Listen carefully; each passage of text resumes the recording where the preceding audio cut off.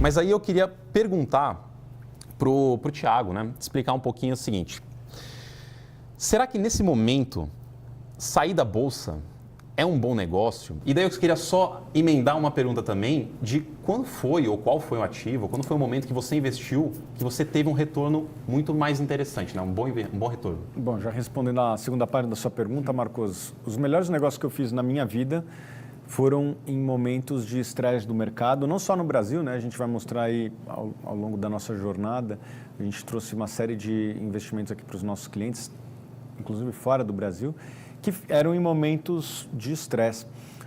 Existem mercados que estão mais estressados do que outros, estão mais em queda do que outros, e tudo na vida é oferta e demanda. Geralmente, quando um país, uma economia, um mercado passa por um momento de maior pessimismo, os investidores eles estão dispostos a vender seus ativos a preços menores, né? E também os compradores são mais escassos.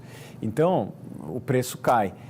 Mas muitas vezes esses ativos têm valores intrínsecos, deveriam valer alguma coisa. Um prédio deveria valer, ao longo do tempo, o valor da sua reposição, com raras exceções, né? Quanto custa para reconstruir aquele prédio? Vai cimento, vai mão de obra, vai o terreno, vai diversos insumos, aço, vidro, etc. Isso aí tem um preço. E a mesma coisa para as empresas.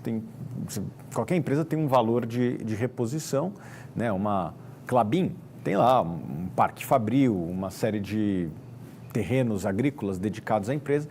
E numa crise, as ações elas caem, os fundos imobiliários caem, os ativos quase todos caem. E muitas vezes esses preços eles ficam bastante desconectados da realidade. Então, o investidor que vende numa crise, ele está saindo na baixa, provavelmente está fazendo um mau negócio, né? Então, geralmente tem menos competição na compra. Quando o mercado está em alta, o que não falta é gente querendo botar dinheiro na bolsa. E, historicamente, quem faz os melhores negócios são aqueles caras que estão dispostos a fazer as coisas que poucos estão fazendo. Isso para tudo na vida. E numa crise tem menos gente disposta a correr risco e às vezes por conta disso o risco está ou subprecificado e daí as oportunidades elas aparecem. Os melhores negócios que eu fiz na vida foram, a gente vai mostrar alguns deles aí, como o Unipar lá em 2015, 16, 17, a Argentina mais recentemente, as estatais durante a eleição. Eram momentos que esses ativos estavam negociando por preços extremamente descontados e por conta disso surgiu uma oportunidade. Embora poucos aproveitem essas oportunidades, porque as pessoas geralmente têm medo, são movidas por outros sentimentos que não somente a racionalidade da matemática e por conta disso são poucos que aproveitam, mas aqueles que geralmente tomam riscos em momentos de crise costumam se dar bem. Muito bom. Baroni, a gente pode levar o mesmo racional parecido para os fundos imobiliários também? E teve algum momento no passado que você conseguiu se aproveitar desses momentos voláteis, né, ou mais estressados para conseguir ter um resultado melhor? Legal. Vamos lá, eu acho que são alguns pontos que a gente poderia ponderar aqui. Acho que o primeiro com relação a riscos. Todas as vezes quando a gente está em crises, as pessoas tendem a maximizar os riscos, a acreditar que aqueles riscos que sempre existiram são muito maiores do que de fato são. Da mesma forma que quando a gente está no mercado de alta, de euforia, os mesmos riscos tendem a ser ignorados. Esses riscos são minimizados. As pessoas não conseguem observá-los com a devida profundidade e devido cuidado.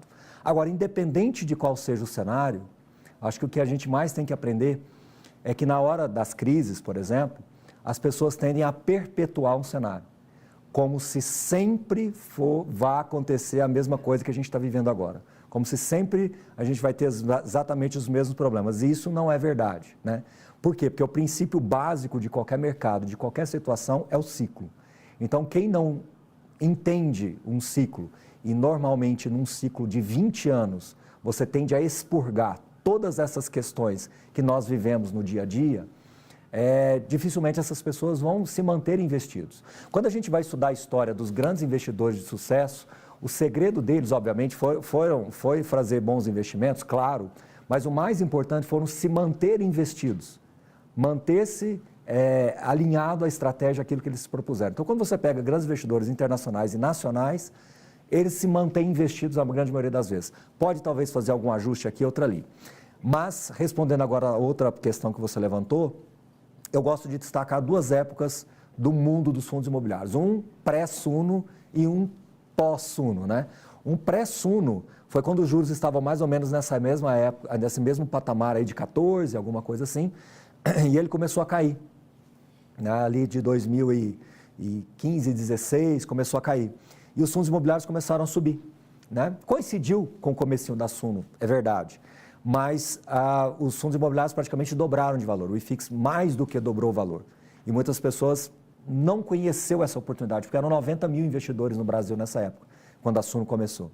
Então, a massa crítica era muito pequena, então a gente mal consegue transmitir isso para as pessoas. Né? Fica um fragmento na história.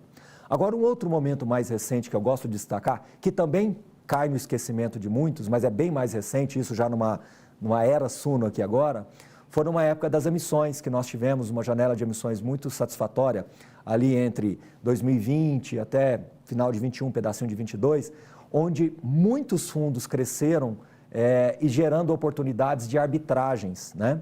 Essas arbitragens eram capazes de adicionar muito valor aos investidores do ponto de vista de resultados adicionais, através de você arbitrar entre o direito de preferência que você tinha e a cota no secundário. Não vou aqui detalhar, mas eu me lembro claramente dos nossos assinantes, eles foram muito beneficiados nessa época. A gente escrevia, às vezes, 2, 3 emissões por semana, orientando essas arbitragens, explicando esse conceito, explicando como proceder. Então, eu acho que a indústria de fundos imobiliários, de alguma forma, nesses últimos anos, nos ofereceu pelo menos 2 grandes janelas de oportunidades e a gente está vivenciando agora outra, né? A gente vai falar aqui ao longo do nosso bate-papo, mas estamos claramente diante de uma nova oportunidade. O juros está batendo 14 de novo, então já é um primeiro sinal aí que a gente pode estar se desenhando oportunidades interessantíssimas que a gente vai até mostrar em gráfico para todo mundo. Lembrando, já está subindo, né, Baroni? Os fundos imobiliários já estão na máxima do ano, os fiagros, que não é uma indústria que se acompanha tão de perto quanto o fundo imobiliário, mas também está subindo, né? E meio que são, para muitos investidores, são pares. A gente entende que são bem diferentes, mas para muitos investidores são pares. Então, os fiagros que a gente acompanha estão, na média, subindo 10% no ano. Então, o mercado já está começando a fazer conta, né? A gente está vendo muitos investidores mais sofisticados, institucionais, até investidores estrangeiros, que começam a fazer conta. Pô, tem imóvel na Bolsa valendo 30%, 40%, às vezes 50% mais barato do que o mesmo ativo no mercado secundário, né? Ou seja, nas transações ali do mercado de imóveis mercado real, né? Então, algum patamar de preço tem que acomodar, né? Nada deveria valer zero. E alguns investidores estão percebendo isso, estão fazendo bons negócios.